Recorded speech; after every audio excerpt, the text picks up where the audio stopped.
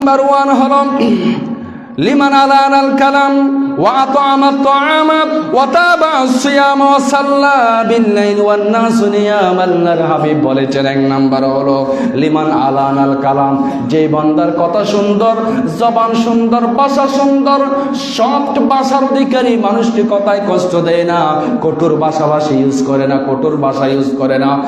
যেই বান্দার এক নম্বর গুণ হলো তার মুখ সুন্দর, জবান সুন্দর। এখানে জবান মানে ভাষা সুন্দর, মানুষকে শ্রদ্ধা করে কথা বলে, সম্মান দিয়ে কথা বলে, ছোট হোক বড় হোক, এতিম হোক মিসকিন হোক, সব শ্রেণীর মানুষদের সাথে সুন্দর সুন্দর ব্যবহার করে, সাবলীল ভাষায় কথা বলে, কারোর সাথে রক্তিম চোখে কথা বলে না। ওই যাদের ভাষা সুন্দর, আল্লাহর হাবিব বলেছেন তাদের জন্য আল্লাহর জান্নাতের ওই রুম রয়েছে। এই আমলটুকু যদি আমি ব্যাখ্যা করি, কথা সুন্দর, আপনার কথা দিয়ে মানুষ পৃথিবীর জয় হয়ে যায়, কথা দিয়ে ঝগড়ার সমাধান হয়ে যায়, কারণ আল্লাহ আপনাকে মিষ্টিভাষী করে তৈরি করছে। আমাদের নবী এই যে ইসলাম কায়েম করেছে, 3 ভাগের 2 ভাগ ইসলাম কায়েম করেছে আল্লাহ রসুলের জবানের মুহাব্বতের ভাষা দিয়ে। জোরে কল্লা সুবহানাল্লাহ। জিহাদ করতে হয়েছে মুসলিমও কিছু ক্ষেত্রে, কিন্তু রসুলের চরিত্র দেখে, রসুলের ভাষা দেখে, আল্লাহর নবীর ক্যারেক্টার দেখে, হযরতের মুহাব্বতের ভাষা শুনে সবাই ঈমান আনতে বাধ্য হতো। এই জন্য আপনার ভাষা সুন্দর হতে হবে। আমার সাথে কথা বলছেন, আপনার সাথে, যে সমাজের সাথে, গ্রামের সাথে সালাম দিয়ে কথা শুরু করুন, কারো যাতে আপনার কথার মাধ্যমে কষ্ট না হয়।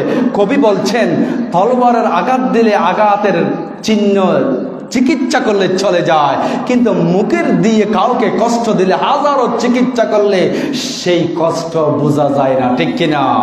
এই জন্য জারাহাতুস সিনানে, কবি বলছেন জারাহাতুস সিনানে লাহা ইলতিয়ামুন ওয়ালা ইয়ালতামু মা জারাহাল লিসানু। তলোয়ারের আঘাত ভোলা যায়, কিন্তু মুখের ভাষার আঘাত কখনো বলা যায় না। অধিকাংশ মানুষ জাহান্নামে যাবে মুখের কারণে, মুখে কষ্ট দেওয়ার কারণে। এই জন্য এই আমলটুকু রসুল বলছেন যার ভাষা সুন্দর। নাম্বার 2 ওয়া আতা'আমাত তা'আম, যে মানুষকে খাবার দেবে। আবার আসতো দেখেন খাবারের কথা এই হাদিসে এসেছে, মানুষকে খাবার খাওয়ানো, খাবার দেওয়া, আহারুল্লাহদেরকে, ইমানদারকে, মুত্তাকিদেরকে, এই এতিম মিসকিন আপনি নিয়ত করে খাওয়ান, দোয়ার নিয়তে খাওয়ান, মুহাব্বতের নিয়তে খাওয়ান। এমনি সাবে পড়ে বাধ্য হয়ে খাওয়াবেন না। বাধ্য হয়ে খাওয়ালে আপনিও সওয়াব পাবেন না, যে খাবে তারও কিন্তু লাভ হবে না। মুহাব্বত নিয়ে খাওয়াইতে হবে। আর আপনার খাওয়ার কারণে যদি আপনার বিরক্ত লাগে, আল্লাহর কসম 1000 বছর খাওয়াইলে আপনি কিয়ামতের ময়দানে কোনো সওয়াব পাবেন না। জোরে বলুন সুবহানাল্লাহ। মুহাব্বত থাকতে হবে, এটা 1 নাম্বার শর্ত। নাম্বার 3 ওয়াতাবা সিয়াম, যেই উম্মত রোজা রাখবে, আগামী রমজান শরীফে রোজা রাখবে, 30 রোজা পালন করবে, নফল রোজা রাখবে। নাম্বার 3।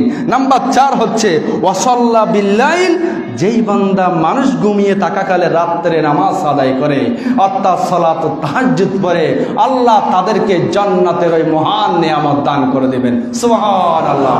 প্রিয় ভাই বন্ধুগণ, সবাইকে পরিশেষে বলছি, রজবের এই মাসের শুরু থেকে আপনাদেরকে 4টা বড় বড় আমলের কথা বারবার বলছি। আজকে আলোচনার মূল দাবি হচ্ছে, এই মাস থেকে যদি আমরা 2 রাকাত 4 রাকাত নামাজ রাত্রে পড়তে পারি, বলেন তো আমাদের জীবনে শান্তি দিবেন কে? আমাদের পরিবারের শান্তি দিবেন কে? আমাদের শরীর থেকে রোগ ব্যাধি বের করে দিবেন কে? এবং আমাদের আয় রোজগারের মধ্যে বরকত এনে দেবে কে? আপনাকে শান্তির জন্য মার্কেটে বাজারে ভালো ভালো খাবার খেতে হবে না, আরামের জন্য কোথাও ঘুরতে হবে না, ফুর্তির জন্য কোথাও ঘুরতে হবে না। আল্লাহর জান্নাতের শান্তি আপনার ঘরে এসে যাবে যদি আপনার বিবি আর আপনি যদি অন্তত এই মাস থেকে 2-4 রাকাত 5 ওয়াক্ত নামাজের পাশাপাশি যদি সালাতুত তাহাজ্জুদের মতো নামাজ আদায় করতে পারেন, ইনশাআল্লাহ আপনার ঘরে শান্তি দিয়ে দিবেন কে? আল্লাহ আমাদের সবাইকে কবুল করে বলেন আমিন। আসসালামু আলাইকুম ওয়া রাহমাতুল্লাহি।